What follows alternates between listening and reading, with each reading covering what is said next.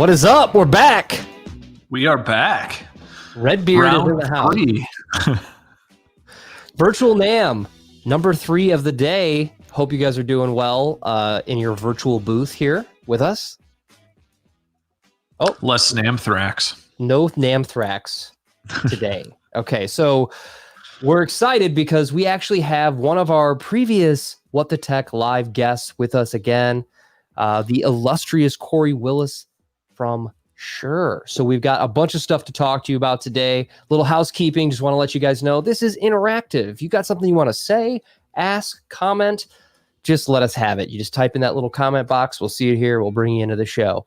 And other than that, we've also got a special limited edition mystery box that we're offering to people who collect all the secret words. What's the secret word, Sean? Redbeard?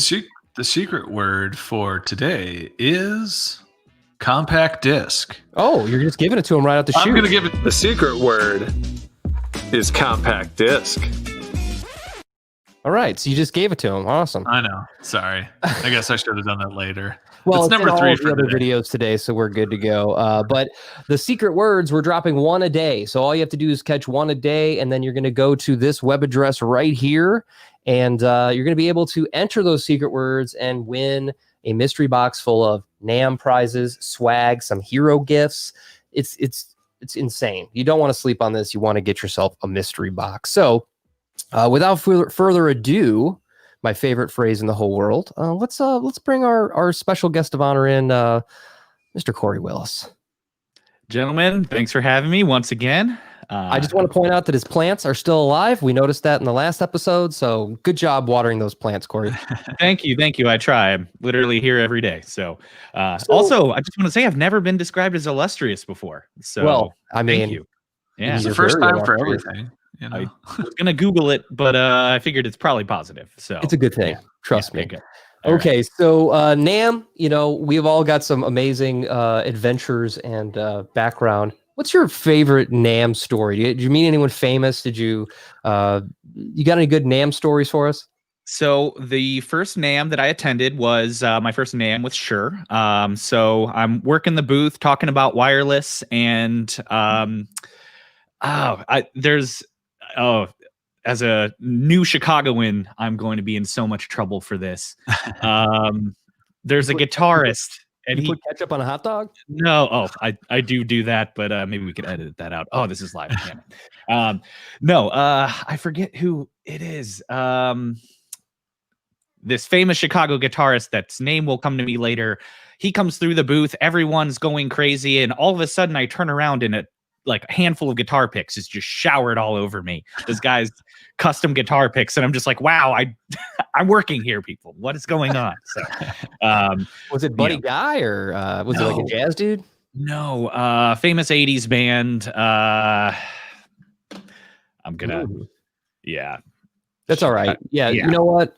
It's Billy Corgan. It's Billy Corgan. We got it. Yeah. Actually, I think he'd be trying to avoid any. How many, sometimes when I'm walking the show floor, I wonder, how many people that are actually, there that are famous that I have no idea who they are because I'm just completely out of the loop, Yes, and you exactly. just bump into some dude and you're like, hey, sorry, buddy. And he's, super famous. Yes. And you missed your opportunity. And then 5 years later, you'll be like, oh, wait a minute, I bumped into that guy. So, we're missing California right now. I'm looking at snowy trees, a snowy roof, and no In-N-Out burger in my mouth. And that's the theme of today's episode is no In-N-Out burger for us. But yes, we're excited you're here. So I want to just express to everybody that you are in market development for Shure. And can you share a little bit about your journey from starting at Shure and then growing into this role? Yes, of course. So you don't want me to go further back than that. Okay, we'll start with you were born. Okay, so it was 1988. The year was 1988. Sunny day in Akron, Ohio. I can only imagine. We'll skip ahead a couple decades, and then so I guess it's worth noting that right after college, I went out on the road, started working for Eighth Day Sound as a front of house tech and a monitor tech at times, wireless tech, pretty much anything. add tech onto the end there. And so I worked with a lot of Shure wireless, of course, got familiar with our entire, line and how they're used on a live stage. So when decided to come off the road, I moved out to Chicago, worked briefly at Chicago Music Exchange, and a position opened up, which was a fantastic job. Position opened up at Shure in the customer service department. So that's where I started. And while, it's a lot of answering the phone, a lot of helping with logistics for shipping and things like that, I actually was able to cut my teeth and learn even more about our product catalog, especially part numbers, which can be somewhat lengthy in the Shure world, but there's a rhyme and a reason, which I was able to luckily, learn through that position. And you also learn a lot of troubleshooting as well. Through a few years in customer service, another position opened up, which is market development. We have a 3-person team that I'm a part of. I represent the Midwest, and I represent it well, I'd like to think. But there's an East Coast and a West Coast counterpart for me. And basically, we are on standby for how do things work? Why is this broken? What's new at Shure? And how do I get this set up, pretty much? Those are just a few of our responsibilities. And so, yeah, it was a journey literally from just answering phones to actually making the phone calls. That's the American dream right there. It's the secret to my success, right? You start in the mailroom and then you rise up to the top of the company. So that's the best way to do it. Yeah. I mean, I have such a great experience with Shure customer service. You call in, you always get somebody to answer a question. And I think it's probably a really great place to learn all of the part numbers and the inner workings of the company. And here you are today. So I'm very happy for you. You deserve this success. And I think you're a great market development. What are they called? An MDM? I'm a specialist, actually. Oh, you're a specialist. So, all right, even better. Yes. Even better. Great. Thank you. We did have a comment from our friend Jeremy. Ario Speedwagon, was that the guitar player that you It's Rick Nielsen. Rick Nielsen. From Cheap Trick. So I couldn't more Rockford than anything else, know? Well, so yeah, Rick Nielsen, and he had a bunch of signature picks. So he's just moseying through, and someone from his entourage just tossing picks everywhere. And we have a Shure t-shirt that we created that is basically a straight ripoff of the Cheap Trick shirt. And we were coming back from NAMM last year, and I got on the plane, and the first seat there is Rick Nielsen. And I was like, I really wish I had my shirt on right now. Yes. Is it recognizable enough to where you think he could have placed it? Or? Oh yeah, it's undeniable. So, but all in a straight homage to the Legends Cheap Trick. So, of course. All right. Well, I feel like we got everybody a good background on you, and now we know almost everything about you except for your social security number, which is probably good. I want to move into some product stuff. So, let's talk about content creation, because 2020 was like an explosion for podcasting, vodcasting, streaming, gaming, twitching, the whole thing, right? And Shure seems to just be having this wonderful portfolio of products to serve content creators. So can you kind of back us up to like the thought process from Shure? We know there's wireless microphones, we know there's conference room microphones, stage microphones, but getting into content creation is a great thing for everyone. You want to talk a little bit about that? Yes, of course. And I think it's worth noting. I'm not sure what your setup was this time last year, but my desk did not include a boom arm and a USB microphone. So it does now. And I think a lot of people are sharing the same, either upgrade or just first foray into the USB microphone world, whether Absolutely. It's an SM7B into an interface or an MV7 right into your computer. Shure had an entire existing portfolio of, our Motive line, which includes a number of USB and also iOS enabled microphones. A couple of which I have sitting here behind me. So nice, sleek, can sit on your desk or onto a mic stand. So, we were already kind of in that world already. And, some of the next steps that it took was, with more people working from home, with more people creating from home, you have to determine how to, pivot. If you're a musician, are you doing live streams? If you are a podcaster? Are you going to now have to have guests on remotely? And so we started trying to think of how our products could be used with streaming services, with with a live recording aspect. So it was actually, for the first part of it, was simply a matter of figuring out how our products will work best with software and with people's at-home needs. And like I said, luckily we had a jump where we had a number of products that would already just plug right into your computer and be good to go. The latest and something that's come out within this past year, actually just within the past couple months here, is the MV7 that you see and maybe hear me through right now. Hopefully hear me through. So this one, it was not this didn't come after. I mean, it was released during this whole at-home stay for all of us, but this has been in the works for a number of years. So this is a world that we've been thinking about, and luckily we've just been putting a lot of time and effort into making awesome sounding USB microphones. So when it comes to content creation, like I said, we already had a number of products that could fit in there. But with a product like the MV7, it's aimed for at-home podcasters that maybe don't know where to start. You know? Absolutely. Yeah. We've done a bunch of content around the MV7 because it's the way that I describe it is that a company that offered USB microphones before actually made an improvement upon them. They just didn't release another one. So, me and Sean have had our SM7Bs for a long time, and those became wildly popular and gained popularity over the last year and became harder and harder to get. And then Shure releases the MV7, which is at a lower price point, more accessible to the average podcaster, but then has all these features built into it, like an app on your computer that lets you put it in automatic mode and voice isolate and do all these amazing things that no other USB microphone in the world actually does. So we're huge fans. We use it on our podcast when we actually get to be together, me and Sean, and we use our 7Bs when we're not. But I'm seeing them everywhere. I'm seeing on Twitch. I'm seeing the MV7 has become sort of the cornerstone of everyone's screen with that Shure logo right there. So it's really great to see. Yeah, the last I heard, it is right behind the SM7B in terms of our top selling microphone. So yeah, that makes a lot of sense. And you are yourself a podcaster. Why don't you share a little bit about your podcast? Well, actually, I'm more of a producer for podcasts, sometimes a host, but for the most part, it is producing for a Patreon channel, a number of podcasts, including one recounting a record that came out. There was a new song every week for 52 weeks, 13 years ago. And so as it lines up exactly to the day, we're releasing a podcast about the writing process, the artworks, recording process, because it was different every week. So that's just one of them.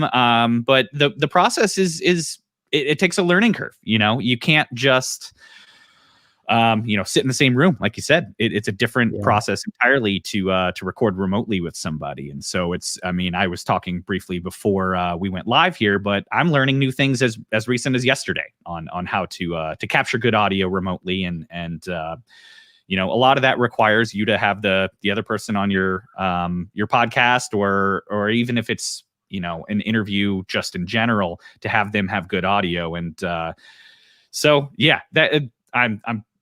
getting a little off topic. I like how you downplayed podcaster. I'm just a producer. The most important part of the whole thing. Yeah. Well, it's like I said, it's been a learning curve, but for me, I'd rather be kind of behind the scenes, when it comes to stuff like that.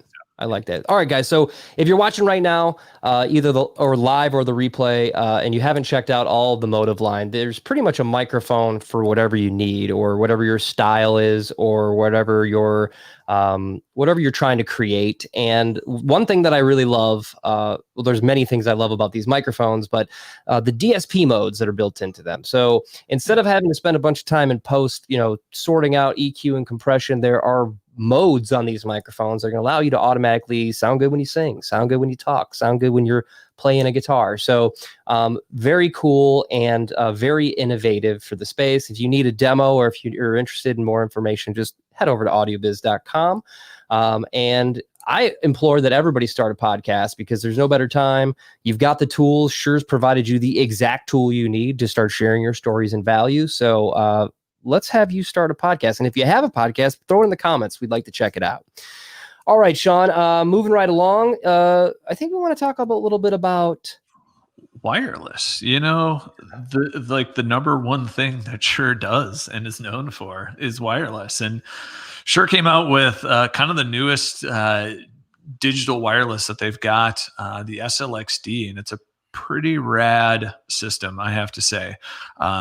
They've made it easy for everyone, which I love. So, Corey, you want to tell us a little bit about what SLXD brings to the table? Yeah, absolutely. So, this has been a good year for new products from Shure. Both from an innovative standpoint, but also just from, I think a specific product that people have needed for a while when it comes to the Shure portfolio. So, first being the MV7, but SLXD. So SLXD fits right in our portfolio between entry level and some of our more expensive digital systems. SLX-D would stand for digital. So if you're familiar with our SLX line of analog wireless, this is nothing like it. So a number of features with SLXD that really make it a standout. From the price point starting at $699, you can move into, we have switchable capsules. So if you already have a system with switchable capsules already from our Shure line, our Shure mics, then you can pop your favorite Beta 58 or KSM8 capsule on there and have a spare to go for you. Or you can just on the fly change your sonic profile. That's the handheld. The body pack is brand new and updated for the SLX line. It's got some cool features that are unlike anything else in the line, such as a top center-mounted jack and the battery door being on the back so that it's nice and secure behind the belt loop. It's not going to go flying if you're running around backstage or crowd surfing, whatever the case may be. Some other features, we have two different receiver styles. We've got a single channel. It's a half rack. Which is pretty straightforward. It's got A and B antenna ports on the back, as well as an Ethernet port for updates or, if you need to do any sort of AMX or Crestron control. So it's good for that. And you can also network your entire system together, and you can push good frequencies to any receiver connected with the. I think that's one of the hugest deals on the SLXD is how easy it is, especially when you've got multiple channels. You don't have to do like a crazy, get into Workbench and figure things out. You can just go in and it'll basically walk you through. So as long as you can follow prompts, you've got clean wireless, which is super awesome. It's really set up for that kind of that mid-tier, somebody who knows enough about audio to get good quality, but might not necessarily know the best practices on gain structure and things like that, which is super awesome. Yeah. So, at risk of trying to explain something without being able to demonstrate it on camera here, it is one of our easiest systems to set up, hands down. Not only is there a QR code within the menu that allows you to scan it with your phone and be taken right to the manual, but there's also an easy setup feature for the wireless side of things. So you can get a good working frequency for that receiver or any receiver connected via Ethernet within seconds for the most part, and get all of your handheld transmitters or your body packs synced up, and you have a system up and running in moments. And that's whether you are a seasoned wireless tech or whether you've never used one before. It tells you in detail exactly what you need to do to get set up. So that's very handy. And as you mentioned, the gain staging thing too. Gain staging can be elusive for some, especially if you've never plugged in a wireless system before. And SLXD will exactly walk you through what the level should be, what it should be picking up. And that's going to be dependent on the singer or any other sort of audio source that you're putting through there. So it tells you how to set up wireless. It tells you how to set up the audio and lets you just get on stage and actually start performing. So it's great. We did get a question from Andrew. Hey, okay. Andrew. Hey, Andrew. What would be the max you would want to deploy in a system of, how many channels? Yeah. So this is obviously going to be regionally dependent, but SLXD is a huge jump from, say, a BLX system in terms of its spectral efficiency. Being that it's a digital system, you can get upwards of 32 channels online within just one 44 megahertz frequency band. And then that exponentially increases when we talk about multiple bands. But once again, that's regionally dependent. So yeah, I just helped out a customer that was looking to outfit a school because of obviously distance learning and everything. So they were wanting to put a wireless in every classroom in Chicagoland, which is sometimes very difficult because of the amount of spectrum in there. And we were able to get, by using all 3 frequency bands and doing some coordination and setting the power levels correctly, like 140 channels per school, all coordinated and working out, which is pretty awesome. And that school district is like 2 miles away from O'Hare. So you can get a ton of them on there, which is really quite awesome. So nice little pun there. I love it. Thanks, Andrew. So I mean, the spectral efficiency is unparalleled for something of this price point. And another cool feature is that actually amongst the 3 frequency bands, of which they cover the entire legal spectrum in the US here, that is, we actually have multi-band groups, and I'm going to try my best to explain this here, but pretty much if you are using the same group with any Shure wireless system that is out there, and they're the same frequency band and the same group, then they will be intermod free. They won't step on each other's frequencies. They won't cause each other to, to be interfering with each other within your own system, as long as they're the same group. Well, with SLXD, and this is something that hopefully we'll implement moving forward, across all 3 frequency bands, if you use groups 4, 5, or 6, those will play nice with each other. No intermod frequencies, and that just increases your further potential of maximum channels that you can have online. So I told you he was illustrious, did I not? Exactly. Thank you. And the good thing is we don't need to take any notes. I was going to take some notes, but I'm like, this is going to be a replay, so I can take those notes later. So thank you for sharing that information with us. Yeah, definitely. And I may have been off screen. Do we mention the dual receiver? We didn't get there yet. So we started touching on some of the features of the receiver. The single channel being half rack. The dual, there it is there, right at the bottom of the photo, the family there. That is going to be 2 receiver channels, kind of smashed there into one rack space, one unit. But yeah, taking a look at the back, you'll see that it has independent audio outputs, 1/4 inch and XLR, but it has a shared Ethernet, which cuts down on your cables, shared power, which is locking, so you don't have to worry about that accidentally coming unplugged if you're digging around in the middle of the show. But the biggest benefit here is going to be the shared A and B antenna ports. So with this dual channel receiver, essentially you can plug 5 of these receivers into just one of our antenna distribution systems, such as UA844, and you can get 10 channels online with just a single pair of antennas, and you've got 6 rack spaces and 10 channels of wireless, all with proper antenna scheme. So that's hugely beneficial, and not only saves you on cabling, but literally cuts your accessory cost in half. So yeah, that's huge, especially for this price point. I mean, SLX has been such a standard, especially in like House of Worship and a lot of local bands and things like that we're looking to get into wireless, and SLXD just kind of took it up just a huge step, and it's a killer product. Yeah. And in talking of saving on accessories, we actually have rechargeable battery accessories for this line as well. It's a brand new battery designed for this line. It's called the SB903. We have a nice couple nice charging form factors for that. One being a dual dock charger. Well, one's just a standard, single battery charger, pretty straightforward, very small and sleek. But the dual dock charger is going to be great for, just walking off the side of the stage, dropping your mic down in there, and boom, you're recharging again. Yep, there's the battery. That will take the place of 2 AA's, and with either or, you're getting 8+ hour runtime for either transmitter, the handheld or the body pack. But yeah, a number of accessories, and that battery is about half the cost of some of our other rechargeable batteries, such as the SB900. Yeah. Once again, this is optional.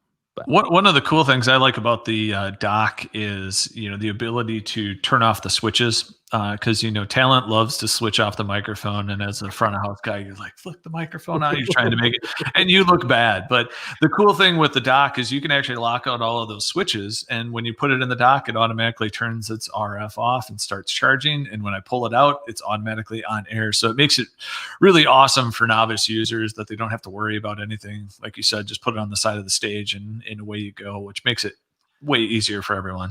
Yeah. And if you're an engineer, the secret word. The secret word. Are you gonna play the video again, Travis? Since I botched that one and played it at the beginning. Yeah, let's play. Let's let you know what the secret word is. The secret word is compact disc. All right, there you go. We've been asking everyone, Corey, not to derail the topic, but no, by all means. We are all children of the 90s. Well, maybe not you. You're a little younger than us, but you probably still had lots of CDs. And what's your fondest memory about carrying around CDs and the compact disc? Man, I don't believe they were Jinko jeans, but I remember I remember having a pair of jeans that were large enough to fit my Walkman in the back pocket while I rode my bike. And I had a Sum 41 CD, All Killer No Filler. And I used to ride my bike listening to that all the time. And it was a Walkman with the anti-skip. So yeah. Fond memory was actually having a CD player that I could ride my bike and it wasn't, skipping the entire time. So I remember the invention of anti-skip. It was a huge day in the world of portable audio players. Yeah. It looks like you're not alone on the Jinko jeans. I think everybody has had some of those. I can't verify if mine were Jinkos, but let's go ahead and change that memory around to they were the big elephant ones. Yes. So. You had to have those for skateboarding. Come on. Yeah. Because that makes total sense, Definitely. We got one more comment here. Let's see. Mine was Deftones. Yeah. I wrapped my Sony Walkman in a towel and put it in my backpack. Now that was a very good solution. You were pre-anti-skip, so yeah. Awesome. Man. Yeah. Deftones Around the Fur is probably my favorite drum sound of all time. Oh man. But we can talk about, that's a different podcast. We'll talk about hey, maybe we'll have to have you on for the third time charge and we'll just talk music instead of Get rid of me. Yeah.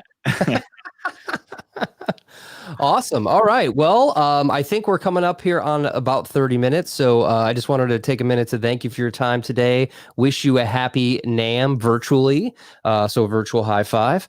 And I really appreciate you spreading the love here, sharing this information with everyone in the Audiobiz community.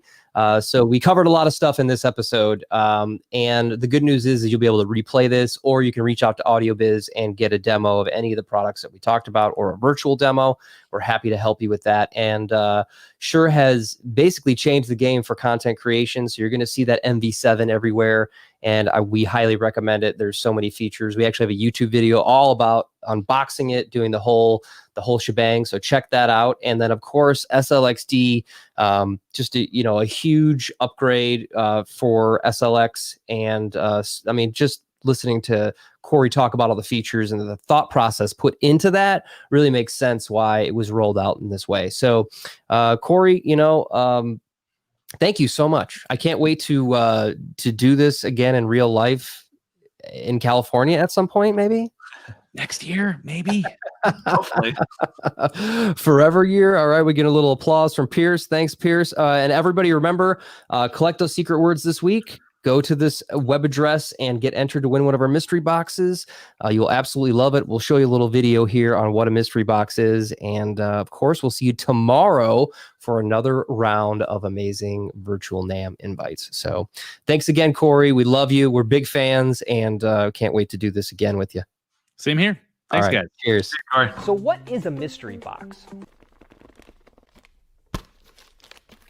We've collected swag from all of our manufacturers, plus some guaranteed prizes that will be in the limited edition Audiobiz NAMM 2021 mystery box. These boxes will be packed at random and filled to the brim with t-shirts, hats, stickers, all the fun swag you'd normally get at NAMM. We've collected from all of our manufacturers. We're gonna pack these at random and send them to you. So all you have to do is collect the 5 secret words. We're gonna drop one every single day. You're just gonna go to this web address, fill out the form, submit your secret words, and be entered to win. So these mystery boxes are limited to the first 30 people that submit the correct 5 secret words. So you don't wanna miss out on the videos, and you don't wanna miss your chance to win one of our limited edition mystery boxes. This mystery box could be yours. It's so heavy. Don't sleep, get a mystery box.